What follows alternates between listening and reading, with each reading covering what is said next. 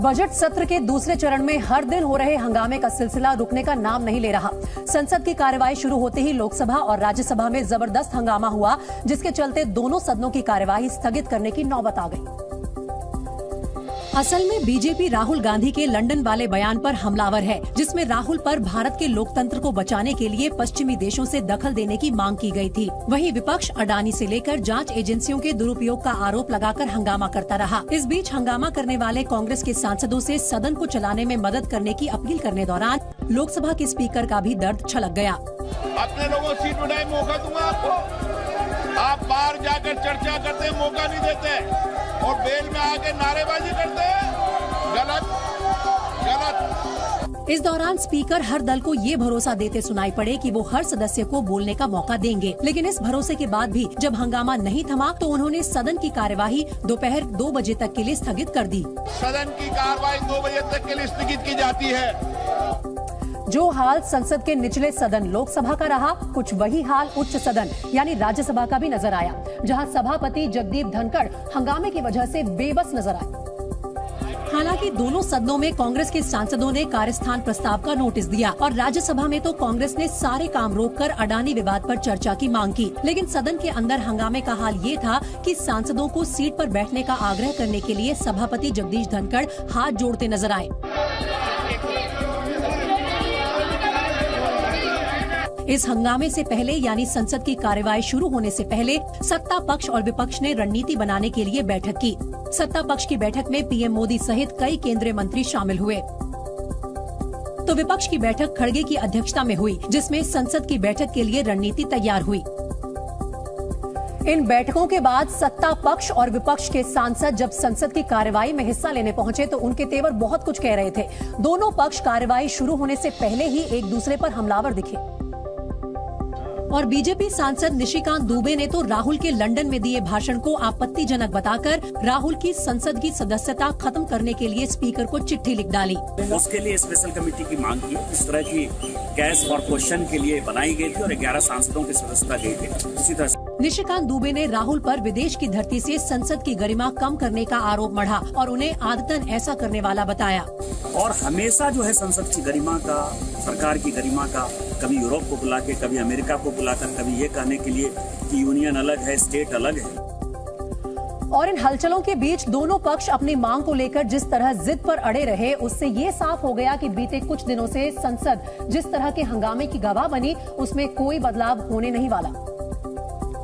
ये तस्वीर तब और साफ हो गई जब केंद्रीय कानून मंत्री ने नरम शब्दों में सख्त रुख के संकेत दिए। माइक ऑफ कर दिया करके झूठ बोला, बोलने नहीं दिया जाता बोल के उन्होंने झूठ बोला। ये सारा उन्होंने देश के खिलाफ विदेश के धरती में जाकर के झूठ बोला, उसके लिए माफी मांगना होगा। और यही राग सरकार के दूसरे मंत्री और बीजेपी के नेताओं की तरफ से बार बार सुनाई पड़ने लगे। विदेश में जाकर भारत को बदनाम करने का काम, झूठ बोलने का काम, संसद का अपमान करने का काम करते हैं। सदन में आए, माफी मांगे।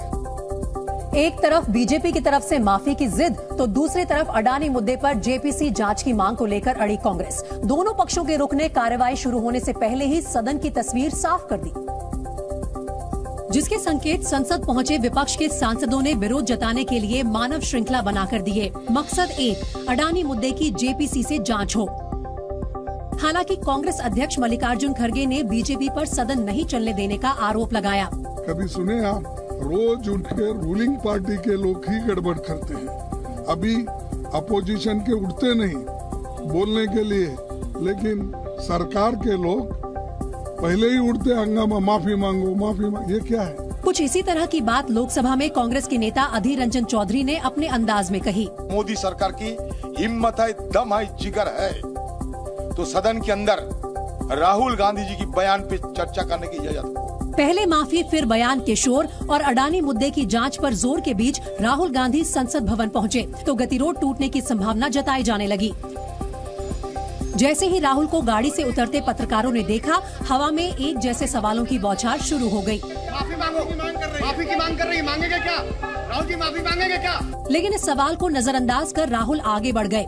सदन के दोनों सदनों की कार्यवाही दिन भर के लिए स्थगित होने के ऐलान के बाद राहुल लौटे तो उनकी चुप्पी भी टूटी।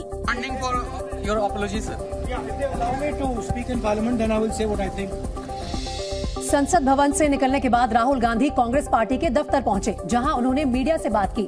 उम्मीद की जा रही थी कि राहुल लंदन में दिए अपने भाषण के विवादित हिस्से पर यहां सफाई देंगे, लेकिन राहुल जब मीडिया के सामने आए तो सफाई देने के चक्कर में एक और चूक कर बैठे, जो उनकी फिसली जुबान का नतीजा था। Would like to go into the details with you. Unfortunately, I'm a member of Parliament and I'm hopeful that I will be allowed to speak in Parliament. So I would like to first place my statement on the floor of the House, and then after that I'll be happy to have whatever discussion you want with me. Rahul के बयान की एक line पत्रकारों के साथ ही press conference में मौजूद नेताओं को भी खटकी। I want to make it clear. Unfortunately for you, I'm a member of Parliament. खुद को दुर्भाग्य से सांसद बताने का मतलब एक बार फिर संसद का अपमान बताए जाने का खतरा था, जबकि राहुल पर संसद और लोकतंत्र को अपमानित करने का आरोप लगाकर ही बीजेपी हंगामा कर रही है।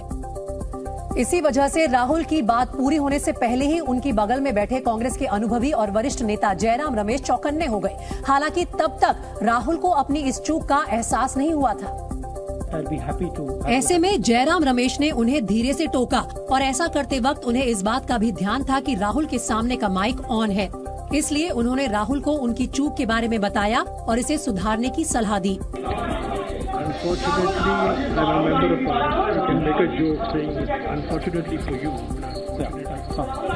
इसके बाद राहुल ने उन बातों को दोहरा दिया जैसा उन्हें जयराम रमेश ने सुझाव दिया था। I want to make it clear.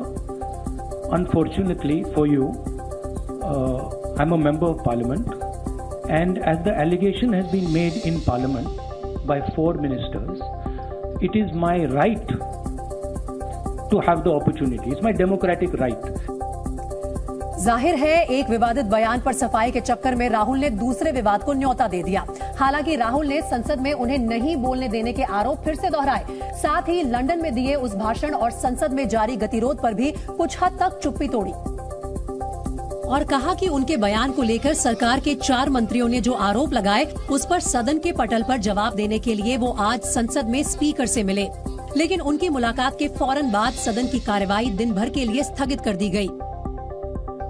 आज 1 मिनट के अंदर, मेरे आने के बाद 1 मिनट के अंदर उन्होंने हाउस को अडजर्न कर दिया।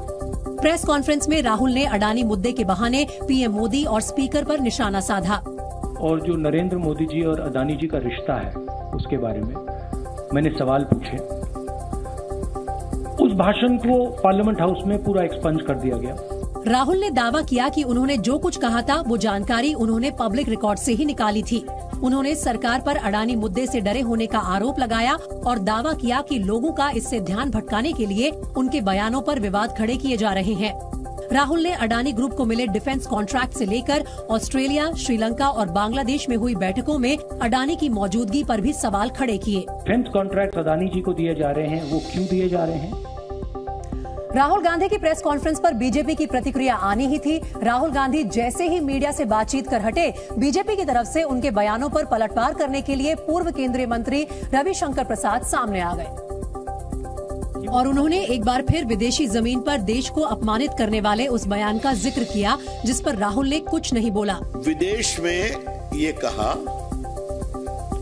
कि अमेरिका और यूरोप को भारत के लोकतंत्र की गिरावट पर नोटिस लेना चाहिए।